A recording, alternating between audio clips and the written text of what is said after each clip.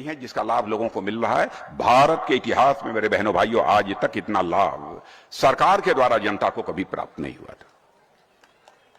आवास, मैं दावे के साथ कह सकता हूं, यहां पर भी जो कुछ लोग मौजूद हैं, सभी को तो नहीं, लेकिन कुछ लोगों को जरूर पक्का आवास मिला होगा, पक्का आवास मिला होगा। और मैं यकीन दिलाता हूं वह दिन दूर नहीं है, हिंदुस्तान में एक भी परिवार शेष नहीं बचेगा जिस परिवार को अपना सिर ढकने के लिए पक्का छत न मुहैया हो जाए, ऐसा एक भी परिवार शेष नहीं बचेगा। क्या कभी आपने सोचा था ऐसी सरकार आएगी कि गरीब के घर में भी शौचालय होना चाहिए, इसकी चिंता करेंगे? क्या कभी आपने सोचा था कि ऐसी सरकार आएगी कि यह सोचेगी कि गरीब माताओं और बहनों के आंखों में आंसू नहीं आने चाहिए, लकड़ी जलाकर, अंगीठी जलाकर खाना बनाती हैं, धुएं से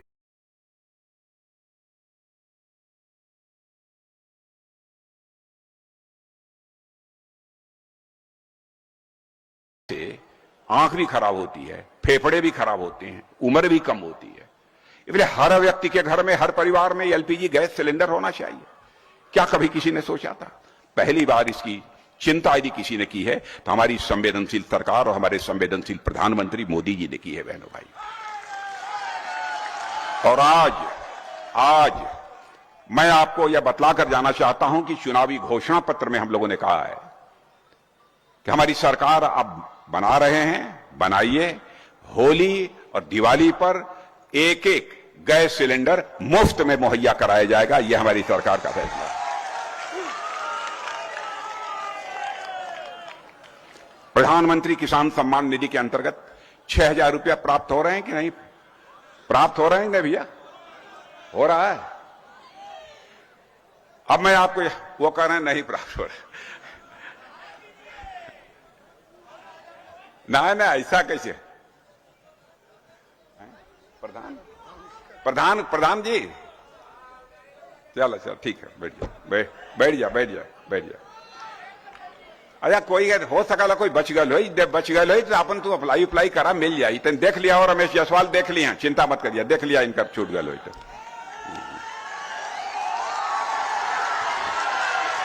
और मैं आपको यकीन दिलाना चाहता हूं और एक उदाहरण भी आपको देना चाहता हूं। यह तो हो गई बात अपनी जगह पर। यह बताइए, 6,000 रुपया जो चलता है, 6,000 में 6,000 रुपया आपके खाते में आ जाता है कि नहीं आ जाता है? आता है। मैं राजीव गांधी जी जब भारत के प्रधानमंत्री थे उनकी याद दिलाना चाहता हूं। राजीव गांधी जी ने एक बार कहा था, क्या करें? मैं राजीव गांधी जी की आलोचना नहीं कर रहा हूं। आज तक भारत के किसी भी प्रधानमंत्री की मैंने आलोचना नहीं की है, चाहे वह किसी भी पार्टी का क्यों न हो, क्योंकि मैं मानता हूं प्रधानमंत्री होता है, वह व्यक्ति नहीं होता है, वह संस्था होता है। और स्वस्थ लोकतांत्रिक व्यवस्था में संस्थाओं की जब तक हम इज्जत नहीं करेंगे, संस्थाओं का जब तक हम सम्मान नहीं करेंगे, तब तक लोकतंत्र की सेहत, लोकतंत्र का स्वास्थ्य ठीक नहीं रह सकता। इसीलिए मैं सबका सम्मान करता हूं। लेकिन राजीव गांधी जी ने उस समय लाचारी व्यक्त की थी। क्या करें? मैं 100 पैसा दिल्ली से भेजता हूं, लेकिन नीचे पहुंचते पहुंचते लोगों की जेब में केवल 15 पैसा पहुंच पाता है। 85 पैसा यह भ्रष्टाचार की भेंट चढ़ जाता है। यह राजीव गांधी जी ने लाचारी व्यक्त की थी। लेकिन बहनों भाइयों, हमारे प्रधानमंत्री ने ऐसी व्यवस्था की, उसमें मैं भी मौजूद था उस बैठक में जिस समय प्रधानमंत्री ने फैसला किया, हम लोग साथ बैठे थे, कि आज यदि 6,000 रुपया चलता है दिल्ली के खाते से, बहनों भाइयों, तो आपके खाते में पूरा का पूरा 6,000 पहुंचता है, एक पैसा भी कटने नहीं पाता।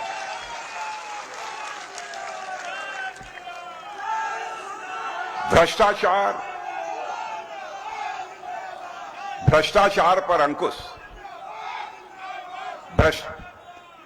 भ्रष्टाचार पर अंकुश भाषण देकर नहीं लगाया जा सकता।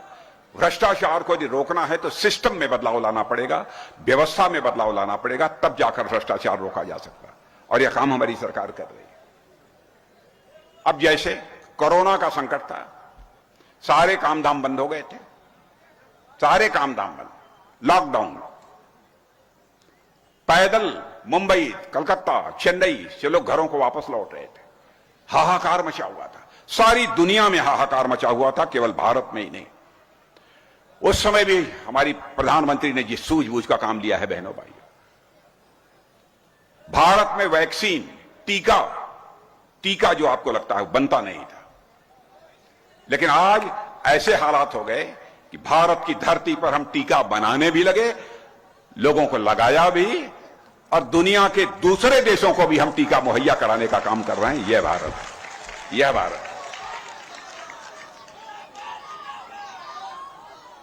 और यहां भी जितने लोग खड़े हैं, मैं दावे के साथ कह सकता हूं, यहां जितने लोग हैं बैठे हुए, खड़े हुए हैं, और वहां भी जितने लोग बैठे हैं, खड़े हैं, लगभग शायद ही कोई ऐसा बचा होगा जिसको टीका न लगा हो। यह सच है कि नहीं है? दुनिया के किसी भी देश में आपको यह देखने को नहीं मिलेगा, दुनिया के किसी भी देश में आपको देखने को नहीं मिलेगा। प्रश्न यह था, लॉकडाउन लग गया, कामकाज ठप हो गए, क्या किया जाए? लोगों के पास काम नहीं है, खाएंगे क्या? हमारी सरकार ने चटपट फैसला किया, हर परिवार में महीने में 2 बार मुफ्त राशन मुहैया कराया जाएगा। मुफ्त राशन मिल रहा है कि नहीं? इधर मिल रहा है ना? इधर मुफ्त राशन मिल रहा है कि नहीं? इधर मुफ्त राशन उधर मिल रहा है कि नहीं मिल रहा है? मिल रहा है ना? अरे नमक भी तो मिलेगा ही। हाँ, लेकिन नमक वाले पर मैं कुछ कहना नहीं चाहता है, खा लीजिए। अब समझ गया लोग, आजा नमक खाए के मतलब।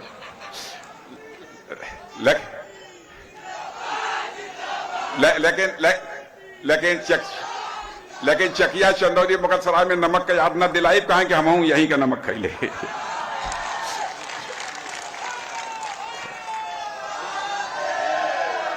लेकिन एक बात ईमानदारी से आप लोग बतलाइए कि ईब दो बार राशन जो महीना में मिलत है, कुल तो खा न जाता होगा, बेशक जरूर होगा आप लोग।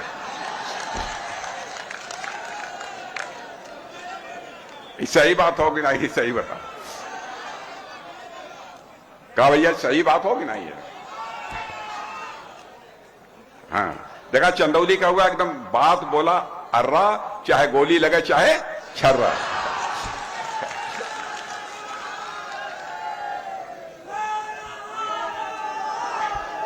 और एक बात आप लोग हमारा, एक बात हमारा और सुन ला आप लोग, एक बात हमारा और सुन ला आप लोग। हम जानो थी घर में जब कबो झगड़ा हो जाता ही तो बड़ा तकलीफ होती है आप लोगों के, और घर वाली से झगड़ा हो जाने पर तो मुसीबत है।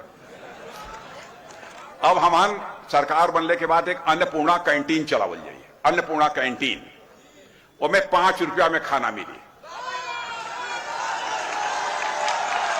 5 रुपया में अन्नपूर्णा कैंटीन में खाना मिली। मान ला कब्बो घर वाली से नाराज हो जाए, यहां तो अन्नपूर्णा कैंटीन में आके तो उन्होंने खाना खा लिया।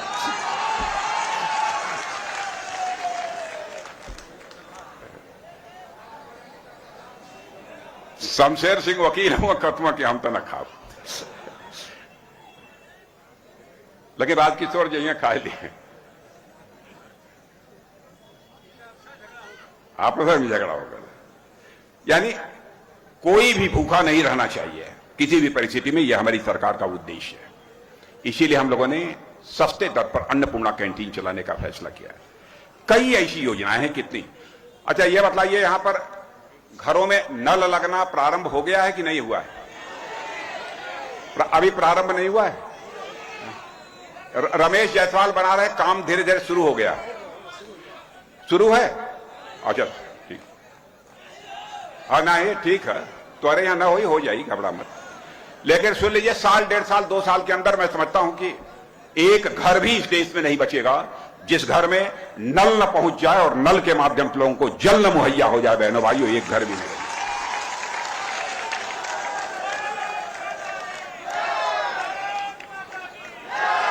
यही कहना चाहता हूं कि हमारे यहां व्यक्ति आपके भरोसे को तोड़ सकता है, लेकिन पार्टी हमारी कभी आपके भरोसे को टूटने नहीं देगी। व्यक्ति तोड़ सकता है, हम जो कहते हैं वह करते हैं। धारा 370 जम्मू कश्मीर की थी, बहनों भाइयों, कहा था हमारी सरकार बनेगी, संसद में बहुमत मिलेगा, चुटकी बजाकर समाप्त करेंगे धारा 370 और चुटकी बजाकर संसद में धारा 370 समाप्त करेंगे। आज जम्मू कश्मीर का वही दर्जा है जो हिंदुस्तान के अन्य राज्यों का दर्जा है। हम लोगों ने कहा था हम आएंगे, अयोध्या की धरती पर भव्य राम का मंदिर बनकर रहेगा, बन रहा है।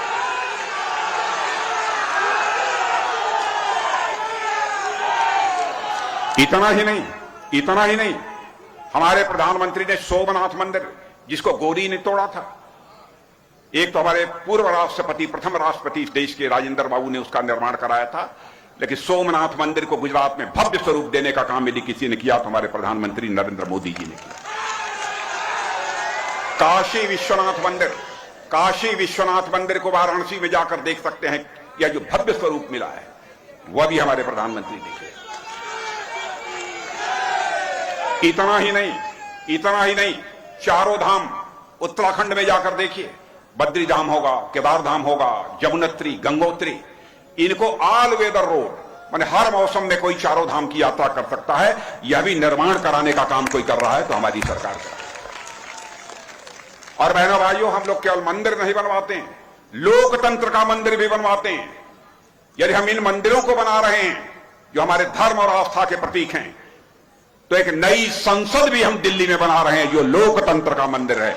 यह है भारतीय जनता पार्टी की सरकार। यह है भारतीय जनता पार्टी की सरकार। इसलिए मैं आप लोगों से अपील करने आया हूं। उत्तर प्रदेश के विकास का जहां तक सवाल है, योगी जी ने बहुत अच्छा काम किया है। कानून और व्यवस्था के मोर्चे पर जो कामयाबी योगी जी ने हासिल की है, उसकी जितनी भी प्रशंसा की जाए वह कम है। गुंडा बदमाश कोई परेशान वरसान तो करता नहीं होगा, सब सही सलामत दुरुस्त हैं, सब मजे में, आप लोग चैन से हैं।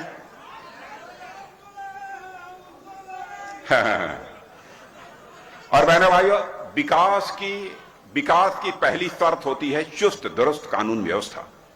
यह विकास की पहली शर्त है।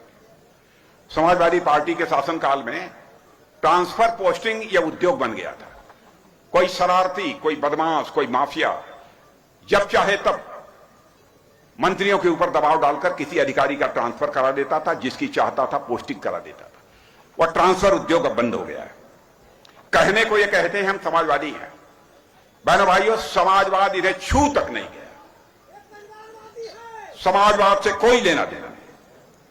समाजवादी वह होता है जो जनता को भय और भूख से छुटकारा दिलाए, वही समाजवादी होता है। यह जब आते हैं भूख भी बढ़ जाती है, भय भी बढ़ जाता है। यह समाजवादी नहीं हो सकते। बहुजन समाज पार्टी हो, समाजवादी पार्टी हो, इनके बारे में आप सब लोग अच्छी तरह जानते हैं, मुझे कुछ ज्यादा नहीं कहना है इनके बारे में। उत्तर प्रदेश के विकास के मामले में तो इतनी चीजें हुई हैं। हलक ब्लॉक हेडक्वार्टर, डिस्ट्रिक्ट हेडक्वार्टर को पक्की सड़कों से जोड़ दिया गया है। 5-5 इंटरनेशनल एयरपोर्ट हमारे यहां बन गए। एक भी जिला उत्तर प्रदेश का शेष नहीं बचेगा जहां पर कि एक मेडिकल कॉलेज न बन जाए। 59 जिलों में बन गया है। 10 इंटरनेशनल यूनिवर्सिटीज खुल चुके हैं। कई कॉलेजेज या पोस्ट ग्रेजुएट कॉलेजेज भी खुल चुके हैं। यह है भारतीय जनता पार्टी की सरकार। विकास ऐसे होता है। और एक बात, भारत का रक्षा मंत्री होने के नाते आपको विश्वास दिलाना चाहता हूं मेरे बहनों भाई, हमारी सरकार कोई कमजोर सरकार नहीं है। चाहे जितनी भी बड़ी चुनौती क्यों ना आ जाए, हम किसी भी सूरत में भारत माता का मस्तक झुकने नहीं देंगे। मैं आपको यकीन दिलाकर जाना चाहता हूं।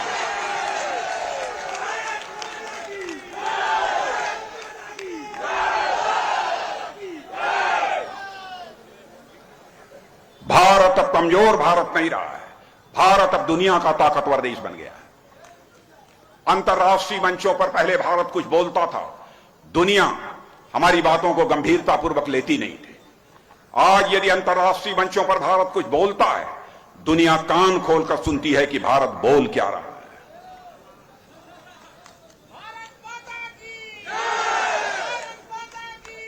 प्रधानमंत्री तो प्रधानमंत्री, रक्षा मंत्री के रूप में भी मैं दुनिया के दूसरे देशों में, यहां अमेरिका तक में जाता हूं। बहनों भाइयों, जिस गर्मजोशी के साथ भारत का प्रतिनिधि होने के नाते हम लोगों का स्वागत किया जाता है, खैर मकदम किया जाता है। अम्बेसडर बतलाते हैं पहले ऐसे हालात नहीं थे, क्योंकि भारत को लोग कमजोर भारत मानते थे। चित्र बदल गया है। भारत ने यह संदेश सारी दुनिया को दे दिया है कि हमारा यह इतिहास रहा है कि हमने दुनिया के किसी देश पर न तो कभी आक्रमण किया है, न दुनिया के किसी देश की 1 इंच जमीन पर हमने कभी कब्जा किया। यह हमारा इतिहास रहा है। लेकिन आपने देखा होगा उरी और पुलवामा में पाकिस्तान के कुछ आतंकवादी आकर हमारे सीआरपीएफ अर्धसैनिक बल के जवानों पर कायराना हमला कर दिया और बड़ी संख्या में हमारे अर्धसैनिक बल सीआरपीएफ के जवान शहीद हुए थे। उस समय मैं भारत का गृह मंत्री था और बहनों भाइयों, मैं कश्मीर पहुंचा और उस समय शहीद अपने सीआरपीएफ के जवानों को जब मैंने कंधा दिया था, उस समय का जो दर्द था बहनों भाइयों, आज भी मैं उसे भूल नहीं पाता।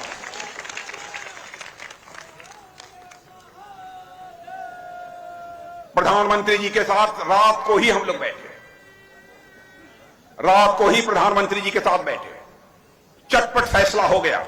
उसके बाद आपने देखा कि हमारे भारत के बहादुर सेना के जवान पाकिस्तान की धरती पर जाकर सर्जिकल और एयर स्ट्राइक करके आतंकवादी ठिकानों का सफाया करने में कामयाबी हासिल की थी।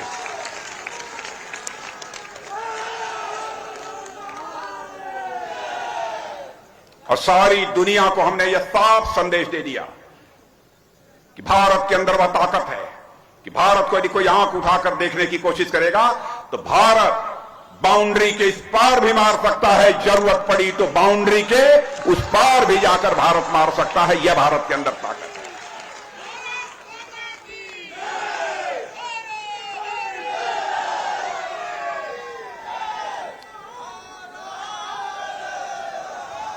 बहनों भाइयों, भारत का मस्तक हम लोग किसी भी सूरत में झुकने नहीं देंगे, झुकने नहीं देंगे।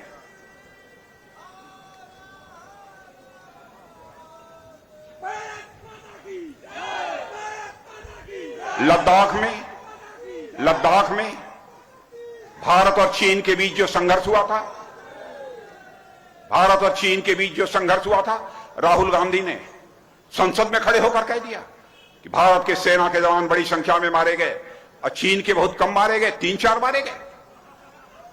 उसके 1-2 दिन आगे पीछे ऑस्ट्रेलिया के एक अखबार जिसका नाम क्लेक्सॉन है, उस पर एक खोजी पत्रकार ने सारे देशों में जाकर छानबीन करने के बाद यह लिखा कि भारत और चीन के बीच गलवान में जो संघर्ष हुआ था उसमें चीन के अधिक लोग मारे गए थे और 38 से लेकर 50 लोग मारे गए। देश का रक्षा मंत्री होने के नाते मैंने इस पर कभी कोई टिप्पणी नहीं की, कोई बयान मैंने नहीं दिया, क्योंकि इसके कूटनीतिक कई अर्थ होते हैं, कूटनीतिक संवेदनशीलताएं भी होती हैं। इसलिए मैंने कभी कोई बयान नहीं दिया। जब उन्होंने बोल दिया, लेकिन उस अखबार ने साफ साफ कह दिया कि चीन के 38 से लेकर 50 लोग मारे गए। यह है भारत मेरे बहनों भाई। इसलिए मैं आप लोगों से अपील करने आया हूं कि आप सभी का समर्थन भारतीय जनता पार्टी को प्राप्त होना चाहिए और हम लोगों की सरकार रहने पर डबल इंजन की सरकार नहीं चलेगी, केंद्र और प्रदेश की। मैं तो कहता हूं ट्रिपल इंजन की सरकार चलेगी।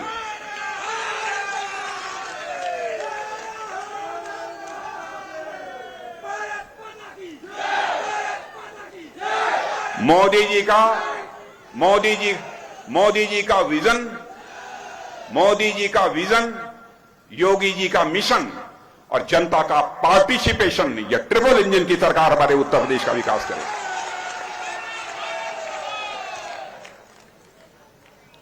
तो मिलेगा, रमेश जायसवाल को जिता देंगे, पक्का पक्का मानकर चले। कहा हो रहा, कहा भैया आप जाए, जिता देंगे आप लोग। चले, जीत जाएगा रमेश जायसवाल। मैं पूछ रहा हूं, जीतेंगे ना? हाथ उठाकर बतलाइए, जीतेंगे ना? कहा हो जीतिया कि नहीं? वहां वहां वहां वहां वहां तो चलें। अरे बहुत बोले क्या, रोज बोले क्या? चलें चलें, बोलिए भारत माता की, भारत माता की। बहुत बहुत धन्यवाद।